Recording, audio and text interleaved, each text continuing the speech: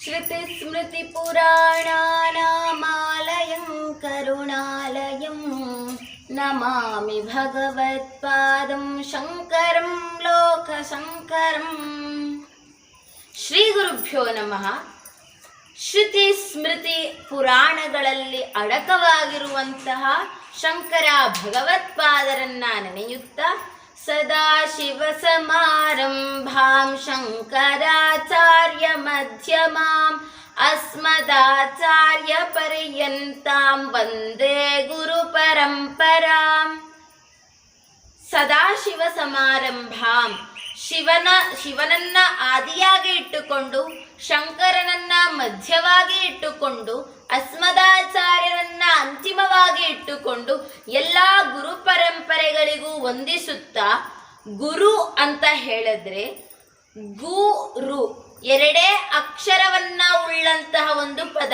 ಆದ್ರೆ ಅಂಧಕಾರವನ್ನ ಹೋಗಲಾಡಿಸಿ ನಮ್ಮಲ್ಲಿ ಜ್ಞಾನವನ್ನ ಬೆಳಗುವಾತನೇ ಗುರು. ಹೇಗೆ ಕತ್ತಲೆಯ ರಸ್ತೆಯಲ್ಲಿ ಒಂದು ದಾರಿ ದೀಪವು ಬೆಳಕನ್ನ ನೀಡುತ್ತದೆಯೋ, ಹಾಗೆ ಕತ್ತಲೆ ರಸ್ತೆಯಂತಿರುವ ನಮ್ಮ ಅಜ್ಞಾನಕ್ಕೆ ಬೆಳಕನ್ನ, ಅಂದರೆ ದಾರಿ ದೀಪದಂತೆ ಬೆಳಕನ್ನ ನೀಡುವವನು ಗುರು. ಇದಕ್ಕೊಂದು ಕಬೀರರು ಶ್ಲೋಕವನ್ನ ಹೇಳ್ತಾರೆ. ಗುರುವೇ ಅಗಸ ಶಿಷ್ಯನೇ ವಸ್ತ್ರ, ದೇವರೇ ಸಾಬೂನು, ಜ್ಞಾನಶಿಲೆಯ ಮೇಲೊಗೆಯುವನು, ದೇವರೇ ಆಗುವನು. ಕಬೀರ ದೇವರೇ ಆಗುವನು.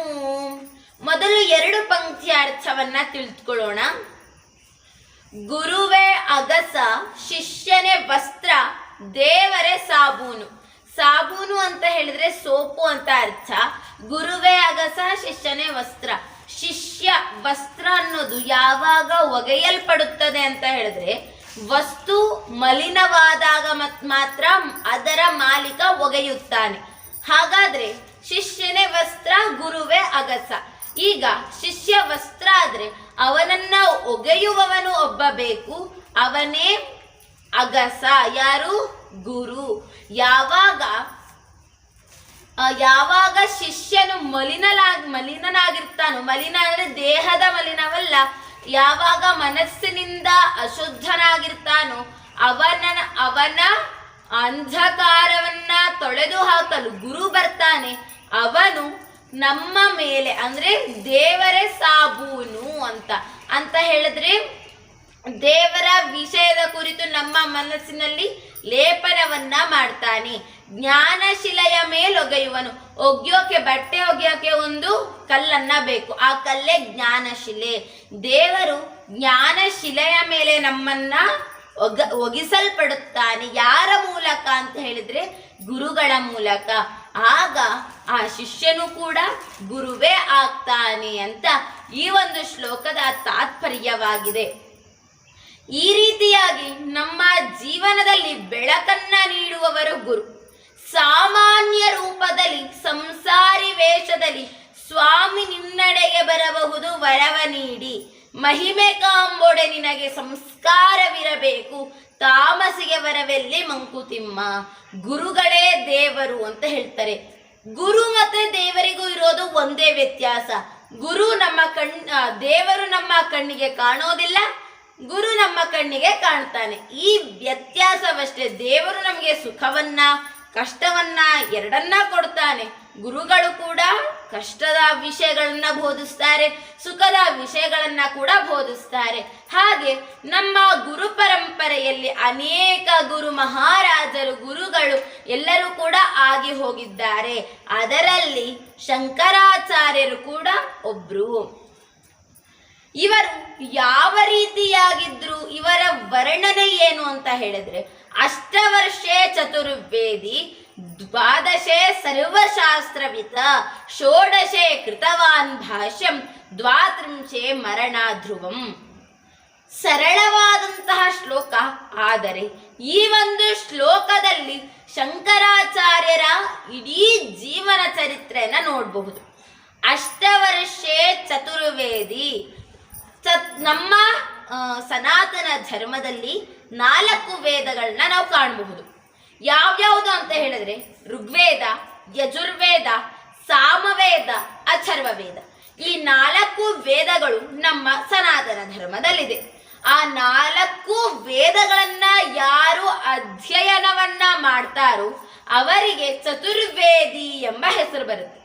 ಅಷ್ಟವರ್ಷೇ ಚತುರ್ವೇದಿ ಅಂತ ಹೇಳಿದ್ರೆ 8ನೇ ವರ್ಷದಲ್ಲಿದ್ದಾಗ 4 ವೇದಗಳನ್ನ ಪಾರಂಗತ ಯಾರು ಮಾಡ್ಕೊಂಡಿರುತ್ತಾನೋ ಅವನು. ಹಾಗಾದ್ರೆ 8ನೇ ವರ್ಷ ಅಂತ ಹೇಳಿದ್ರೆ ಈಗಿನ 3ನೇ ತರಗತಿ. 3ನೇ ತರಗತಿಗೆ ಸರಿಯಾಗಿ ನಮ್ಮ ನಾಲಿಗೆಯು ತಿರುಗ್ತಾ ಇರೋದಿಲ್ಲ. ಅಮ್ಮ, ಅಪ್ಪ, ತಂಗಿ, ಅಕ್ಕ, ಮತ್ತೆ ಹಸು, ಈ ರೀತಿಯಾದಂಥ ಚಿಕ್ಕ ಚಿಕ್ಕ ಪದಗಳು ನಮಗೆ ಬರ್ತಾ ಇರುತ್ತೆ ಹೊರತು ಯಾವುದೇ ರೀತಿಯಾದಂತಹ ವಾಕ್ಯಗಳು ನಮ್ಮ ನಾಲಿಗೆಗೆ ಅದು ಹೊರಳ್ತಾ ಇರೋದಿಲ್ಲ. ಆ ಒಂದು ವರ್ಷದಲ್ಲಿ 4 ವೇದಗಳನ್ನ ಪಾರಂಗತವನ್ನ ಮಾಡ್ಕೊಂಡಿರೋನು. ನಮ್ಮ ವೇದದಲ್ಲಿ 4 ವೇದದಲ್ಲಿ ಒಟ್ಟು ಹಿಂದೆ 1132 ಶಾಖೆಗಳು ಇದ್ವು. ಈಗ ಕೇವಲ 11 ಶಾಖೆಗಳು ಉಳಿದಿವೆ. ಹಾಗಾದ್ರೆ 1111 ಶಾಖೆಗಳು ನಮ್ಮಿಂದ ದೂರ ಹೋಗಿದೆ ಅಂತ ಹೇಳಿದ್ರೆ ಕಳೆದು ಹೋಗಿದೆ. ಈ ಕಾಲದಲ್ಲಿ ಆ ಶಾಖೆಗಳು ಇಲ್ಲ ಅಂತ ಹೇಳಿದ್ರು 700-800 ವರ್ಷಗಳ ಹಿಂದೆ ಆ ಶಾಖೆಗಳು ಇದ್ವು. ಯಾಕಂತ ಹೇಳಿದ್ರೆ ಈ ಶಂಕರರು ಬರೆದಿರುವಂತಹ ಭಾಷೆಗಳಲ್ಲಿ ನಾವು ಕಾಣಬಹುದು. ಹಾಗೆ ಆ 1132 ಶಾಖೆಗಳನ್ನ ತಮ್ಮ ಬಾಯಿಯಲ್ಲಿ ಅಂದ್ರೆ ನಾಲಿಗೆಯಲ್ಲಿ ಇಟ್ಟುಕೊಂಡಂತಹವನು ಅವನು.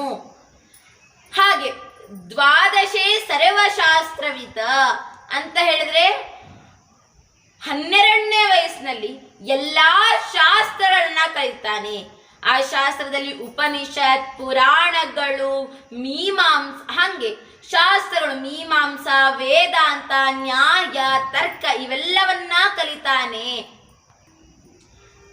ವೇದಗಳು 4, ಅದರ ಅಂಗಗಳು 6. ಶಿಕ್ಷಾ, ವ್ಯಾಕರಣಂ, ಛಂದಃ, ನಿರುಕ್ತಂ, ಜ್ಯೋತಿಷಂ ತಥಾ ಕಲ್ಪಶ್ಚೇತಿ ಷಡಂಗಾನಿ ವೇದಸ್ಯಾಹುರ್ಮನೀಷಿಣಃ. ಶಿಕ್ಷಾ, ವ್ಯಾಕರಣ, ಛಂದ, ನಿರುಕ್ತ, ಜ್ಯೋತಿಷ್ಯ ಹಾಗೂ ಕಲ್ಪ. ಈ 6 ಅಂಗಗಳು 4 ವೇದಗಳು, ಒಟ್ಟು 10 ಆಯಿತು. ಹಾಗೆ 18 ಪುರಾಣಗಳು, ಮದ್ವಯಂ ಭದ್ವಯಂ ಚೈವ ಭ್ರತ್ರಯಂ ವಚತುಷ್ಟಯಂ ಅನಾಫಲಿಂಗ ಕೂಸ್ಕಾನಿ ಪುರಾಣಾನಿ ಪ್ರಚಕ್ಷತೆ. ಮದ್ವಯಂ ಮಕಾರದಿಂದ 2 ಪುರಾಣಗಳು, ಭದ್ವಯಂ ಭಕಾರದಿಂದ 2 ಪುರಾಣಗಳು, ಮದ್ವಯಂ ಭದ್ವಯಂ ಚೈವ ಭ್ರತ್ರಯಂ ಬ್ರ ಇಂದ 3 ಪುರಾಣಗಳು, ಭ್ರತ್ರಯಂ ವಚತುಷ್ಟಯಂ ವಕಾರದಿಂದ 4 ಪುರಾಣಗಳು, ಅನಾಫಲಿಂಗ ಕೂಸ್ಕಾನಿ ಅಕಾರದಿಂದ, ನಕಾರದಿಂದ, ಫಕಾರದಿಂದ ಲಿಂಗ ಹಾಗೆ ಸ್ಕಂದ, ಹೀಗೆ 18 ಪುರಾಣಗಳು, ಹಾಗೆ 10 ಷಡಂಗ ಮತ್ತೆ ವೇದಗಳು, ಹಾಗೆ ಉಪನಿಷತ್ಗಳನ್ನ 12ನೇ ವಯಸ್ಸಿನಲ್ಲಿ ಅವನು ಅರ್ಜಿಸ್ಕೊಳ್ತಾನೆ. ನಮ್ಮ ಒಂದು ಸನಾತನ ಧರ್ಮದಲ್ಲಿ ಅನೇಕ ಉಪನಿಷತ್ಗಳು ಇದೆ. ಅದರಲ್ಲಿ ನಮಗೆ ಈಗ ದೊರಕುವುದು 120 ಉಪನಿಷತ್ಗಳು. ಆದ್ರೆ 10 ಉಪನಿಷತ್ಗಳನ್ನ ಯಾಕೆ ಶ್ರೇಷ್ಠ ಅಂತ ಹೇಳ್ತಾರೆ ಅಂದ್ರೆ ಈ ಶಾಖೆ, ನಕಟ, ಮಾಂಡೂಕ್ಯ ಈ ರೀತಿಯಾದಂತಹ 10 ಉಪನಿಷತ್ಗಳಿದೆ. ಆ 10 ಉಪನಿಷತ್ಗಳನ್ನ ಮಾತ್ರ ನಮ್ಮ ಒಂದು ಪರಂಪರೆಯಲ್ಲಿ ಯಾಕೆ ಮುಖ್ಯ ಅಂತ ಹೇಳಿದ್ರೆ, ಯಾರು ಶ್ರೇಷ್ಠ ವ್ಯಕ್ತಿಯಾಗಿದ್ದಾರೋ ಅವರು ತನ್ನ ಭಾಷ್ಯದಲ್ಲಿ ಈ 10 ಉಪನಿಷತ್ತನ್ನ ಅಧಿಕವಾಗಿ ಪ್ರಯೋಗ ಮಾಡಿರೋ ಕಾರಣ ಈ 10 ಉಪನಿಷತ್ಗಳು ಶ್ರೇಷ್ಠವಾಗಿದೆ ಅಂತ ಹೆಸರನ್ನ ಪಡೆದುಕೊಂಡಿದೆ. ಈ ಎಲ್ಲಾ ಶಾಸ್ತ್ರಗಳನ್ನ 12ನೇ ವಯಸ್ಸಿನಲ್ಲಿ ಅಧ್ಯಯನ ಮಾಡಿರ್ತಾನೆ. ಷೋಡಶೆ ಕೃತವಾನ್ ಭಾಷ್ಯಂ. ಷೋಡಶ ಅಂತ ಹೇಳಿದ್ರೆ 16ನೇ ವಯಸ್ಸು. 16ನೇ ವಯಸ್ಸು ಅಂತ ಹೇಳಿದ್ರೆ ಯಾವಾಗಲೂ ಚಾಂಚಲ್ಯಪೂರ್ಣವಾದಂತಹ ವಯಸ್ಸು. ಆ ವಯಸ್ಸಿನಲ್ಲಿ ಅವನು ಭಾಷ್ಯವನ್ನ ಬರಿತಾನೆ ಅಂತ ಹೇಳಿದ್ರೆ ಅವನಲ್ಲಿ ಯಾವ ರೀತಿಯಾದಂತಹ ಬುದ್ಧಿಮತ್ತತೆ ಎಷ್ಟರ ಮಟ್ಟಿಗೆ ಇತ್ತು ಅಂತ ನಾವು ತಿಳ್ಕೊಳ್ಬೇಕು. ಈ ರೀತಿಯಾದಂತಹ ಸಾಧನೆಯನ್ನ ಮಾಡುವವರು ಸಾಕ್ಷಾತ್ ದೇವರ ಪುತ್ರರೇ ಅಂತ ಹೇಳ್ಬಹುದು. ನಮ್ಮ ಪ್ರಸ್ಥಾನತ್ರಯಗಳನ್ನ ಕಾಣಬಹುದು. ಯಾವ್ಯಾವುದು ಪ್ರಸ್ಥಾನತ್ರಯಗಳು ಅಂತ ನಮಗೆ ಪ್ರಶ್ನೆ ಬರುತ್ತೆ. ಮೊದಲನೆಯದು ಉಪನಿಷತ್, ಎರಡನೆಯದು ಭಗವದ್ಗೀತೆ, ಮೂರನೆಯದು ಬ್ರಹ್ಮಸೂತ್ರ. ಈ ಮೂರೂ ಇದನ್ನ ಅಂತ ಹೇಳಿದ್ರೆ ಪ್ರಸ್ಥಾನತ್ರಯಗಳಿಗೂ ಕೂಡ ಭಾಷ್ಯವನ್ನ ಬರೀತಾರೆ. ಎಷ್ಟನೇ ವಯಸ್ಸಿಗೆ? 16ನೇ ವಯಸ್ಸಿಗೆ. ಅಂದ್ರೆ ಇಂದಿನ ಪ್ರಕಾರ 10ನೇ ತರಗತಿಗೆ ಅವರು ಏನ್ ಬರೀತಾರೆ? ಭಾಷ್ಯವನ್ನ ಬರೀತಾರೆ. 32ನೇ ವಯಸ್ಸಿಗೆ ಅವರು ಮರಣವನ್ನ ಅಪ್ತಾರೆ ಅಂತ ಹೇಳಿದ್ರೆ ಇಹಲೋಕವನ್ನ ತ್ಯಜಿಸಿ ಹೊರಡ್ತಾರೆ. ಈ ಒಂದು 32 ವಯಸ್ಸಿನಲ್ಲೇ ಇಷ್ಟು ಸಾಧನೆಯನ್ನ ಗೈದಂತಹ ಅವರು ಇನ್ನು ಅಧಿಕ ಕಾಲ ಬದುಕಿದ್ರೆ ಇನ್ನೆಷ್ಟು ಸಾಧನೆಯನ್ನ ಮಾಡಬಹುದಿತ್ತು ಅಂತ ನಾವು ನಮ್ಮ ಮನಸ್ಸಿಗೂ ಕೂಡ ಊಹಿಸಲಾಗದಂತಹ ಸಂಗತಿಯಾಗಿದೆ. ಹಾಗಾದ್ರೆ ಅವರು ಯಾರು ಅಂತ ಪ್ರಶ್ನೆ ಬರುತ್ತೆ. ಅವರೇ ಶಂಕರಾಚಾರ್ಯರು. ಶಂಕರಾಚಾರ್ಯರು ಯಾವಾಗಲೂ ಕೂಡ ಶಂಕರರ ಸ್ವರೂಪ ಅಂತ ಹೇಳ್ತಾರೆ. ಶಂಕರ ಅಂತ ಹೇಳಿದ್ರೆ ಶಿವನ ಸ್ವರೂಪ. ಶಿವ ಅಂತ ಹೇಳಿದ್ರೆ ಕಲ್ಯಾಣವನ್ನ ಉಂಟು ಮಾಡುವವನು. ಹಾಗೆ ಈ ರೀತಿಯಾಗಿ ಕಲ್ಯಾಣವನ್ನ ಉಂಟು ಮಾಡುವವರು ಯಾರೋ ಅವರ ಸ್ವರೂಪದಿಂದ ಹುಟ್ಟಿದವನು ಭಾವುಕಂ ಭವಿಕಂ ಭವ್ಯಂ ಕುಶಲಂ ಕ್ಷೇಮಮಸ್ತ್ರಿಯ ಅಂತ ಹೇಳಿದ್ರೆ ಕ್ಷೇಮವನ್ನ ಉಂಟು ಮಾಡುವವರು ಯಾರು? ಅವರ ಅಂಶವಾಗಿ ಹುಟ್ಟಿದವರು ಶಂಕರಾಚಾರ್ಯರು. ಇವರ ತಂದೆ ಶಿವಗುರು, ತಾಯಿ ಆರ್ಯಾಂಬೆ. ಇವರು ಕಾಲಟಿಯಲ್ಲಿ ಜನಿಸ್ತಾರೆ, ಅದು ಕೇರಳದಲ್ಲಿ ಇದೆ. ಈಗ ಅವರು ಯಾವ ರೀತಿಯಾಗಿ ಅವರು ತಮ್ಮ ಗುರುಗಳನ್ನ ಅವರು ನೋಡ್ತಾರೆ ಅಂತ ಹೇಳಿದ್ರೆ ಅವರಿಗೆ 8ನೇ ವರ್ಷದಲ್ಲಿ ಈ ಒಂದು ಲೋಕದ ಜಂಜಾಟವನ್ನ ಸಹಿಸಲಾರದಂತ ಅವರು ಸಂಧ್ಯಾ ವಂದನೆಗಾಗಿ ಅವರು ಏನ್ ಮಾಡ್ತಾರೆ ಅಂತ ಹೇಳಿದ್ರೆ ನದಿಯ ತೀರಕ್ಕೆ ಹೋಗ್ತಾರೆ. ಅಲ್ಲಿ ಮೊಸಳೆಯೊಂದು ಹಿಡ್ಕೊಂಡ್ಬಿಡುತ್ತೆ ಕಾಲು. ಆಗ ತಾಯಿಯನ್ನ ಕರೀತಾರೆ ಶಂಕರಾಚಾರ್ಯರು.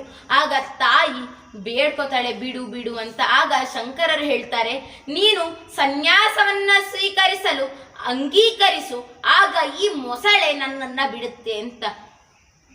ಆ ತಾಯಿಗೆ ಏನ್ ಮಾಡ್ಬೇಕಂತ ಗೊತ್ತಾಗೋದಿಲ್ಲ. ಆಕಾಶನೇ ತನ್ನ ತಲೆಯ ಮೇಲೆ ಬಿದ್ದಂತೆ ಆಗುತ್ತೆ. ಯಾಕಂತ ಹೇಳಿದ್ರೆ ತನ್ನ ಸ್ವಂತ ಮಗನನ್ನ ಬಿಟ್ಟು ಬಿಡಲು ಆ ತಾಯಿಗೆ ಹೆತ್ತ ಕರುಳಲ್ಲವೇ ಒಪ್ಪೋದಿಲ್ಲ. ಅದಕ್ಕೋಸ್ಕರ ಅವಳು ಆದ್ರೂ ಕೂಡ ಈಗ ನಾನು ಒಪ್ಪದೆ ಹೋದ್ರೆ ಮೊಸಳೆ ತಿನ್ನು ಹಾಗತ್ತೆ ಅನ್ನೋ ಕಾರಣ ಏನ್ ಮಾಡ್ತಾಳೆ ಅಂತ ಹೇಳಿದ್ರೆ ಸನ್ಯಾಸಾಶ್ರಮಕ್ಕೆ ಹೋಗಲು ಒಪ್ಪಿಗೆಯನ್ನ ಕೊಡ್ತಾಳೆ. ಅವತ್ತಿನಿಂದ ಅವರು ಸನ್ಯಾಸಾಶ್ರಮವನ್ನ ಸ್ವೀಕರಿಸಿ ಹೋಗ್ತಾರೆ. ಹೋಗಿ ಒಂದು ಗುಹೆಯನ್ನ ನೋಡ್ತಾರೆ. ಆ ಗುಹೆಯಲ್ಲಿ ಶ್ರೀ ಗುರು ಗೋವಿಂದ ಭಗವತ್ಪಾದರು ನಿದ್ರಾವಸ್ಥೆಯಲ್ಲಿ ಇರ್ತಾರೆ. ಆ ನಿದ್ರಾವಸ್ಥೆಯಲ್ಲಿದ್ದಾಗ ಶಂಕರರಿಗೆ ಕೇವಲ ಪಾದ ಕಾಣಿಸೋದ್ರಿಂದ ಅವರು ಗುರ್ವಷ್ಟಕವನ್ನ ಬರೀತಾರೆ. ಅಷ್ಟ ಅಂದ್ರೆ 8 ಶ್ಲೋಕಗಳಿದೆ. ಶರೀರಂ ಸುರೂಪಂ ಯಥಾ ವಾ ಕಲತ್ರಂ ಯಶಶ್ಚಾರು ಚಿತ್ತಂ ಧನಂ ಏರು ತುಲ್ಯಂ ಮನಶ್ಚೇನ ಲಗ್ನಂ ಗುರೋರ್ಹಂಘ್ರಿ ಪದ್ಮೇ ತತಃ ಕಿಂ ತತಃ ಕಿಂ ತತಃ ಕಿಂ ತತಃ ಕಿಂ ಕ್ಷಮಾ ಮಂಡಲೆ ಭೂಪ ಭೂಪಾಲ ಯಜ್ಞ ಸದಾ. ಹಾಗೆ ಮುಂದೆ ತತಃ ಕಿಂ ತತಃ ಕಿಂ ತತಃ ಕಿಂ ತತಃ ಕಿಂ ಅಂತ ಹೇಳ್ತಾರೆ. ಅಂದ್ರೆ ಗುರುಗಳ ಪಾದದ ವಿನ ಯಾವುದೇ ಒಂದು ಜಗತ್ನಲ್ಲಿ ಶ್ರೇಷ್ಠವಾದಂತಹ ವಸ್ತು ಇನ್ನೊಂದಿಲ್ಲ ಅಂತ. ತತಃ ಕಿಂ ತತಃ ಕಿಂ ತತಃ ಕಿಂ ತತಃ ಕಿಂ, ಇನ್ನೊಂದು ಬೇರೆ ಇಲ್ಲ. ಯಾವುದಿದೆ ಇನ್ನೊಂದು ಅದೇ ಅಂತಿಮ ಅಂತ ಹೇಳಿದ್ರೆ ಗುರುಗಳ ಪಾದ ಅಷ್ಟು ಶ್ರೇಷ್ಠವಾಗಿದೆ. ಇದರ ಅರ್ಥ ಏನಂತ ಹೇಳಿದ್ರೆ ಗುರು ಮಹಿಮೆ ಗರಿಮೆಯನು ಜನರೇ ನನು ಬಲ್ಲರು, ಗುರು ಮಹಿಮೆ ಗರಿಮೆಯನು ಜನರೇ ನಾನು ಬಲ್ಲರು. ಹರಿಮುನಿದರೆ ಗುರು ಪೊರೆಯುವನಯ್ಯ, ಹರಿಮುನಿದರೆ ಗುರು ಪೊರೆಯುವನಯ್ಯ. ಗುರು ಮುನಿದರೆ ಗತಿಯಾರು ಕಬೀರ, ಗುರು ಮುನಿದರೆ ಗತಿಯಾರು ಅಂತ ಹೇಳಿದ್ರೆ, ಈ ಒಂದು ಲೌಕಿಕ ಜಗತ್ನಲ್ಲಿ ಗುರುವಿನ ಮಹಿಮೆಯನ್ನ ಯಾರು ಕೂಡ ತಿಳ್ಕೊಂಡಿಲ್ಲ.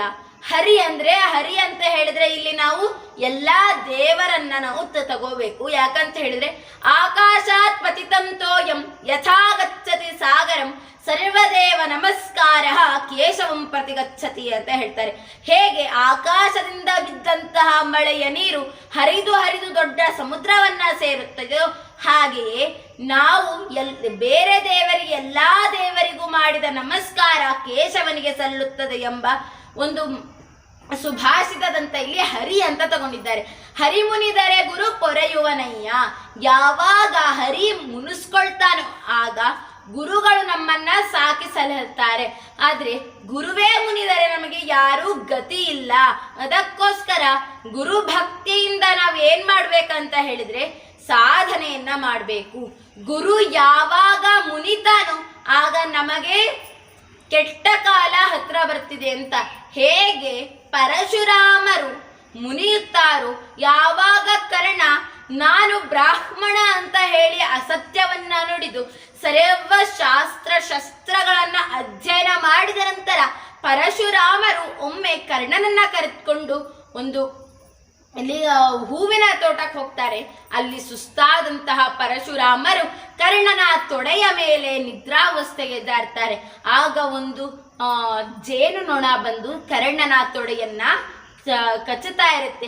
ಆದ್ರೂ ಕೂಡ ತಡೆದುಕೊಳ್ತಾನೆ. ಯಾಕಂತ ಹೇಳಿದ್ರೆ ಗುರುಗಳಿಗೆ ಹಿಂಸೆ ಆಗ್ಬಾರ್ದು ಅಂತ. ಆಗ ಗುರುಗಳಿಗೆ ಎಚ್ಚರ ಆಗತ್ತೆ, ರಕ್ತ ಸುರಿತಾ ಇರುತ್ತೆ. ಅದನ್ನ ಕಂಡಂತಹ ಪರಶುರಾಮರು ಇವನು ಕ್ಷತ್ರಿಯ ಅಂತ ತಿಳಿದುಕೊಂಡು ನಿನಗೆ ಯುದ್ಧ ಕಾಲದಲ್ಲಿ ಎಲ್ಲಾ ಶಸ್ತ್ರಗಳ ವಿದ್ಯೆಯು ಮರೆತು ಹೋಗಲಿ ಅಂತ ಶಾಪವನ್ನಿತ್ತಾರೆ. ಅದಕ್ಕೋಸ್ಕರ ಅರ್ಜುನ ಕರ್ಣ ಯುದ್ಧ ಮಾಡ್ಬೇಕಾದ್ರೆ ಕರ್ಣನಿಗೆ ಎಲ್ಲಾ ಶಸ್ತ್ರಗಳ ಜ್ಞಾನ ಕಡಿಮೆ ಆಗತ್ತೆ. ಯಾಕಂತ ಹೇಳಿದ್ರೆ ಗುರು ಮುನಿದ ಕಾರಣ. ಅದಕ್ಕೋಸ್ಕರ ಗುರುವನ್ನ ಮುನಿಯೋದಕ್ಕೆ ಬಿಡಬಾರದು.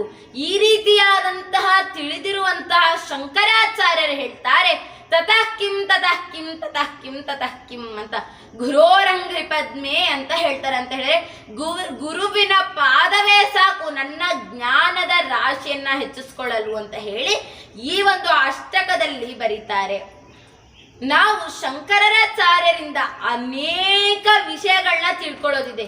ಗುರು ಭಕ್ತಿಯನ್ನ ಹೇಗೆ ತೋರಿಸಿದ್ರು ಅಂತ ಹೇಳಿದ್ರೆ, ಅವರು ಒಂದು ನಿಮಿಷವೂ ಕೂಡ ಗುರುವಿನ ವಿನ ಇರಲಿಲ್ಲ. ಅವರು ಎಲ್ಲವನ್ನ ಅಧ್ಯಯನ ಮಾಡಿಕೊಂಡು ಅಷ್ಟವರ್ಷ ಅಂದ್ರೆ 8ನೇ ವರ್ಷದಲ್ಲಿ ಅವರು ಗುರುವಿನ ಶಿಷ್ಯರಾಗಿದ್ದವರು. ಅಂದ್ರೆ ಶ್ರೀ ಗೋವಿಂದ ಭಗವತ್ಪಾದರ ಶಿಷ್ಯರಾಗಿದ್ದವರು. ಅಲ್ಲಿಂದ ಎಲ್ಲಾ ಶಾಸ್ತ್ರವನ್ನ ಅಧ್ಯಯನ ಮಾಡಿ ಅವರು ಭಾರತದ ಸುತ್ತ ಅಂದ್ರೆ ಭಾರತ ಹೇಗಿದೆ ಅಂತ ಅನ್ಕೊಂಡು ನೋಡ್ದಾಗಿರ್ಬೋದು. ಹಾಗೆ ಅವರು 21 ಬಾರಿ ಭಾರತವನ್ನ ಕಾಲ್ನಡಿಗೆಯಿಂದ ಸುತ್ತುತ್ತಾರೆ. ಅನೇಕ ಪಂಡಿತರನ್ನ ಭೇಟಿ ಮಾಡ್ತಾರೆ. ಹಾಗೆ ಅನೇಕ ಉಪನಿಷತ್ಗಳನ್ನ ಶಿಷ್ಯರಿಗೆ ಬೋಧಿಸ್ತಾರೆ. ಈ ರೀತಿಯಾದಂತಹ ಕಾರ್ಯಗಳನ್ನ ಮಾಡ್ತಾ ಹೋಗ್ತಾರೆ. ಹಾಗೆ ಅವರು 4 ಪೀಠಗಳನ್ನ ಸ್ಥಾಪಿಸ್ತಾರೆ. ನಮ್ಮ ಒಂದು ಜಗತ್ತಿಗೆ ಒಂದು ಕೊಡುಗೆ ಅಂತ ಹೇಳಬಹುದು. ಯಾವಾಗ ಅವರಿಗೆ 4 ಜನ ಶಿಷ್ಯರಿರ್ತಾರೆ, ಸುರೇಶ್ವರಾಚಾರ್ಯ ಹೀಗೆ ಇತ್ಯಾದಿ 4 ಶಿಷ್ಯರಿರ್ತಾರೆ. ಅವರನ್ನ 4 ಪುರಿ, ಗೋವರ್ಧನ, ಹಾಗೆ ಶೃಂಗೇರಿ, ಶಾರದಾ ಪೀಠ, ದ್ವಾರಕೆ ಹೀಗೆ 4 ಒಂದು ದಿಕ್ಕಿನಲ್ಲಿ 4 ಮಠವನ್ನ ಸ್ಥಾಪಿಸಿ ಅವರು ಈ ಒಂದು ಜಗತ್ತಿಗೆ ಅಂದ್ರೆ ಭಾರತ ದೇಶಕ್ಕೆ ಒಳಿತನ್ನ ಮಾಡುವಂತ ಇದನ್ನ ನೋಡ್ತಾರೆ. ಶೃಂಗೇರಿಯಲ್ಲಿ ಸ್ಥಾಪಿಸಿದ ಕಾರಣ ಏನಂತ ಹೇಳಿದ್ರೆ, ಅವರು ಶೃಂಗೇರಿಗೆ ಬಂದಾಗ ಒಂದು ಹಾವು ತನ್ನ ವೈರಿಯಾದಂತಹ ಕಪ್ಪೆಗೆ ಗರ್ಭಿಣಿಯಾಗಿರುತ್ತೆ, ಆಶ್ರಯವನ್ನ ಕೊಡ್ತಾ ಇರುತ್ತೆ. ಅದಕ್ಕೋಸ್ಕರ ಇದನ್ನ ನೋಡಿದಂತಹ ಶಂಕರಾಚಾರ್ಯರು ಇದು ಒಂದು ಪುಣ್ಯ ಭೂಮಿ. ಯಾಕಂತ ಹೇಳಿದ್ರೆ ಯಾವುದೇ ವೈರತ್ವ ಇಲ್ಲ. ಅದೇ ಹಾಗೂ ಕಪ್ಪೆಗೆ ಆಶಯವನ್ನ ಕೊಡುತ್ತಿದೆ ಅಂತ ಹೇಳಿದ್ರೆ ಇಲ್ಲಿ ಒಂದು ಮಠವನ್ನ ಸ್ಥಾಪಿಸಬೇಕು ಅಂತ ಹೇಳಿ ಶೃಂಗೇರಿ ಶಾರದಾ ಪೀಠವನ್ನ ಸ್ಥಾಪಿಸ್ತಾರೆ. ಇಂದು ಅದು ಜಗತ್ ಪ್ರಸಿದ್ಧ ಆಗಿದೆ. ಹಾಗೆ ಅವರು ಅನೇಕ ವಿಷಯಗಳನ್ನ ಅವರು ಸನಾತನ ಧರ್ಮದ ಉನ್ನತಿಗಾಗಿ ಹಾಗೆ ಎಲ್ಲಾ ಧರ್ಮದ ಉನ್ನತಿಗಾಗಿ ಅವರು ಅನೇಕ ಶಾಸ್ತ್ರಗಳನ್ನ ಅಂತ ಹೇಳಿದ್ರೆ ಸ್ತೋತ್ರಗಳನ್ನಾಗಿರಬಹುದು, ಹೀಗೆ ಭಾಷೆಗಳನ್ನಾಗಿರ್ಬೋದು ಬರೆದಿದ್ದಾರೆ. ಅವರು ಅದ್ವೈತ ಸಿದ್ಧಾಂತವನ್ನ ಬೋಧಿಸಿದ್ದಾರೆ. ನದ್ವೈತ ಅದ್ವೈತ ನೈತತ್ಪುರುಷ ಸಮಾಸ. ದ್ವೈತ ಅಲ್ಲದ್ದೇ ಅದ್ವೈತ. ದ್ವೈತ ಅಂತ ಹೇಳಿದ್ರೆ ಎರಡು, ದ್ವೈತ ನ ಅದ್ವೈತ ಅಂದ್ರೆ ಎರಡಲ್ಲದ್ದು. ಎರಡು ಯಾವ್ಯಾವುದು ಅಂತ ಹೇಳಿದ್ರೆ ಆತ್ಮ ಮತ್ತೆ ಪರಮಾತ್ಮ. ದ್ವೈತ ಅಂತ ಹೇಳಿದ್ರೆ ಆತ್ಮ ಮತ್ತೆ ಪರಮಾತ್ಮ ಬೇರೆ ಬೇರೆ. ಅದ್ವೈತ ಅಂತ ಹೇಳಿದ್ರೆ ಆತ್ಮ ಮತ್ತೆ ಪರಮಾತ್ಮ ಒಂದೇ ಅಂತ. ಇದನ್ನೇ ಶಂಕರಾಚಾರ್ಯರು ಪ್ರತಿಪಾದಿಸಿದ್ದು. ಈ ಒಂದು ಅದ್ವೈತ ಸಿದ್ಧಾಂತವನ್ನ ಎಲ್ಲಾ ಕಡೆ ಅವರು ಎಲ್ಲಾ ಸ್ತೋತ್ರಗಳಲ್ಲೂ ಕೂಡ ಅವರು ಈ ಒಂದು ಅದ್ವೈತ ಸಿದ್ಧಾಂತವನ್ನ ಅವರು ಪ್ರತಿಪಾದಿಸ್ತಾರೆ. ಶಿವಾನಂದ ಲಹರಿಯಲ್ಲಿ ಅವರು ಒಂದು ಕಡೆ ಹೇಳ್ತಾರೆ, ಏನಂತ ಹೇಳಿದ್ರೆ, ನಿಮ್ಮ ಒಳಗೆ ದೇವರಿದ್ದಾನೆ, ನೀವು ತಿನ್ನುವಂತ ಆಹಾರವೇ ದೇವರಿಗೆ ನೈವೇದ್ಯ, ನೀವು ನಿದ್ದೆಗೆ ಜಾರುವುದೇ ದೇವರಿಗೆ ಮಾಡುವ ನಮಸ್ಕಾರ ಅಂತ ಹೇಳ್ತಾರೆ. ಅಂತ ಹೇಳಿದ್ರೆ ಇದರ ಅರ್ಥ ಏನು?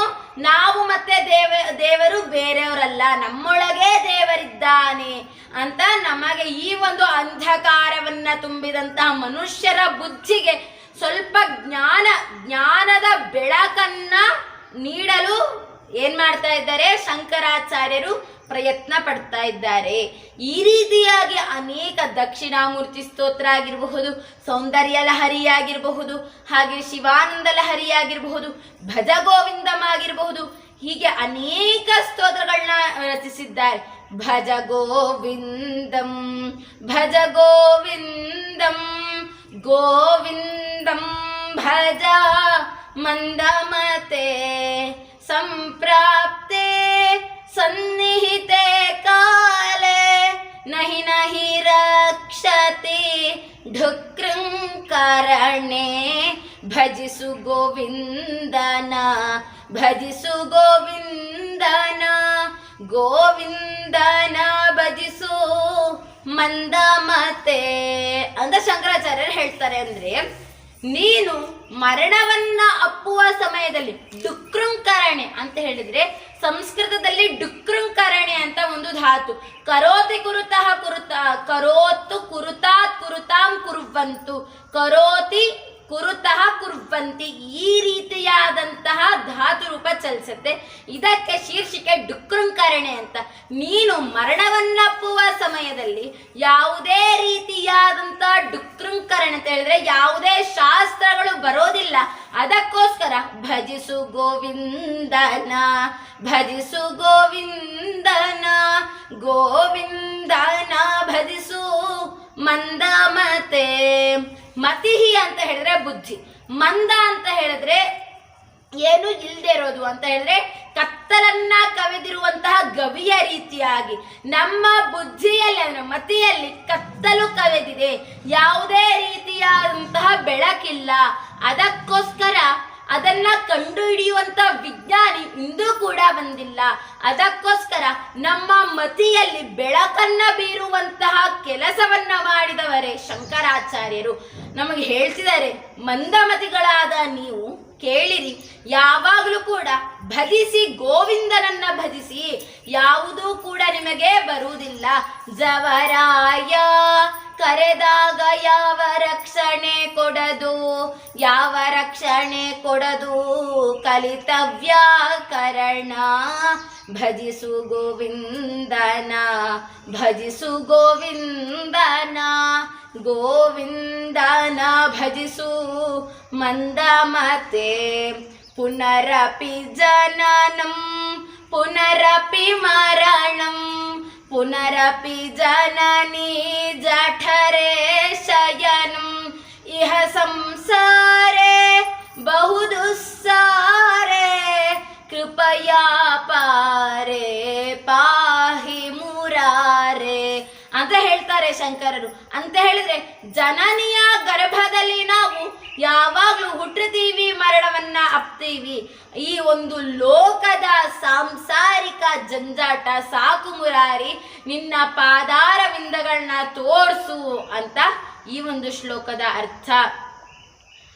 ಬಾಲಸ್ತಾವತ್ ಕ್ರೀಡಾಸಕ್ತಃ ತರುಣಸ್ತಾವತ್ ತರುಣೀಸಕ್ತಃ ವೃದ್ಧಸ್ತಾವತ್ ಚಿಂತಾಸಕ್ತಃ ಪರಬ್ರಹ್ಮಣ್ ಕೋಪಿನ ಸಕ್ತಃ ಅಂತ ಹೇಳ್ತಾರೆ.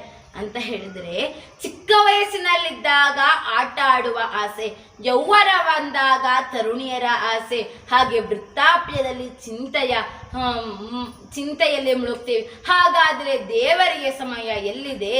ದೇವರನ್ನ ಭಜಿಸು, ಭಜಿಸು ಗೋವಿಂದನ, ಭಜಿಸು ಗೋವಿಂದನ, ಗೋವಿಂದನ ಭಜಿಸು ಮಂದ ಮಾತೆ ಅಂತ ಬೋಧಿಸ್ತಿದ್ದಾರೆ. ಇದು ನೆನ್ನೆ ಕೂಡ ಕೇಳ್ಕೊಂಡು ಇವತ್ತು ಕೂಡ ಯಾಕೆ ಹೇಳಿದೆ ಅಂತ ಹೇಳಿದ್ರೆ, ನಮ್ಮ ಮನಸ್ಸು ಚಾಂಚಲ್ಯಪೂರ್ಣವಾಗದ್ದು. ಅದನ್ನ ಪ್ರತಿ ಬಾರಿ ಕೇಳಿದಾಗ ಮಾತ್ರ ನಮ್ಮ ಮನಸ್ಸಿನಲ್ಲಿ ಅಚ್ಚುಳಿಯುತ್ತೆ ಅಂತ ಹೇಳೋ ಕಾರಣ ಈ ಒಂದು ಶ್ಲೋಕಗಳನ್ನ ಮತ್ತೆ ನಾನು ಪುನರುಚ್ಚರಿಸಿದ್ದೇನೆ. ಹೀಗೆ ಅನೇಕ ವಿಷಯಗಳನ್ನ ನಮ್ಮ ಗುರು ಗೋವಿಂದ ಭಗವತ್ಪಾದರು ಹೇಳ್ತಾರೆ. ನಗುರೋರಧಿಕಂ ತತ್ವಂ, ನಗುರೋರಧಿಕಂ ತಪಃ ಅಂತ ಹೇಳ್ತಾರೆ. ಗುರುವಿಗಿಂತ ಹೆಚ್ಚಿನ ತತ್ವ ಬೇರೆ ಯಾವುದೇ ತತ್ವ ಈ ಜಗತ್ತಿನಲ್ಲಿಲ್ಲ. ಗುರುವನ್ನ ಜಪ ಮಾಡೋದಕ್ಕಿಂತ ಹೆಚ್ಚಿನ ಜಪ ಯಾವುದೂ ಕೂಡ ಇಲ್ಲ. ಅದಕ್ಕೋಸ್ಕರ ಗುರುವಿನ ಧ್ಯಾನದಲ್ಲಿ ನೀನಿದ್ರೆ ಸಾಕು, ನಿನ್ನ ಜೀವನ ಪಾವನವಾಗುತ್ತದೆ ಅಂತ ಹೇಳ್ತಾರೆ.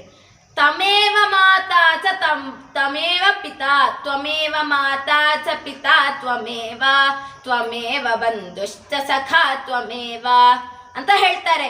ಅಂತ ಹೇಳಿದ್ರೆ ನೀನೇ ಗುರು, ನೀನೇ ತಾಯಿ, ನೀನೇ ತಂದೆ, ನೀನೇ ಮಿತ್ರ, ಎಲ್ಲವೂ ನೀನೇ ಅಂತ ಹೇಳ್ತಾ ಇದ್ದಾರೆ. ಯಾರು? ಶಂಕರಾಚಾರ್ಯರು.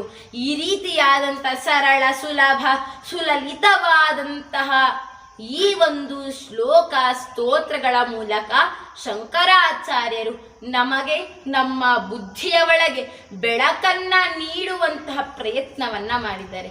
ಯಾವುದೇ ಒಬ್ಬ ಮನುಷ್ಯನು ಅನ್ನವನ್ನ ಮಾಡಿ ಕಲಿಸಿ ತನ್ನ ಮಕ್ಕಳಿಗೆ ತಿನ್ನಿಸುವ ಕಾರ್ಯವನ್ನ ಮಾಡ್ಬೋದು, ಆದ್ರೆ ಆ ಮನುಷ್ಯ ತಿನ್ನಲು ಸಾಧ್ಯವಿಲ್ಲ. ಮಕ್ಕಳೇ ಅದನ್ನ ಅಗೆದು ತಿನ್ಬೇಕು. ಹಾಗೆ ಶಂಕರಾಚಾರ್ಯರು ಎಲ್ಲವನ್ನ ಮಾಡಿದ್ದಾರೆ. ಅದನ್ನ ಅಗಿಯುವುದಷ್ಟೇ ನಮ್ಮ ಕೈಯಲ್ಲಿದೆ. ಅಗಿದು ಜೀರ್ಣವನ್ನ ಮಾಡಿಕೊಂಡು ಆ ಗುಣವನ್ನ ನಾವು ತಿಳ್ಕೊಳ್ತಾ ಭಜಿಸು ಗೋವಿಂದನ, ಭಜಿಸು ಗೋವಿಂದನ, ಗೋವಿಂದನ ಭಜಿಸೋ ಮಂದ ಮತೆ. ಈ ಒಂದು ಸರಳ ಸೂತ್ರವನ್ನ ಪಾಲಿಸ್ತಾ ಗೋವಿಂದನನ್ನ ಭಜಿಸ್ತಾ ನಾವು ಜೀವನವನ್ನ ಸರಾಗವಾಗಿ ಯಾವುದೇ ರೀತಿಯಾದಂಥ ಜಂಜಾಟದಿಂದ ನಾವು ಬಳಲ್ದೆ ಅದರಿಂದ ದೂರವಿದ್ದು ನಾವು ಮುರಾರಿಯನ್ನ ಸ್ಮರಣೆ ಮಾಡ್ತಾ ಕೊನೆಗಾಲದವರೆಗೂ ಬದುಕೋಣ, ಬಾಳೋಣ ಅಂತ ಹೇಳ್ತಾ ನನ್ನ ಮಾತಿಗೆ ಪೂರ್ಣ ವಿರಾಮವನ್ನ ಕೊಡ್ತೇನೆ. ಧನ್ಯವಾದಗಳು.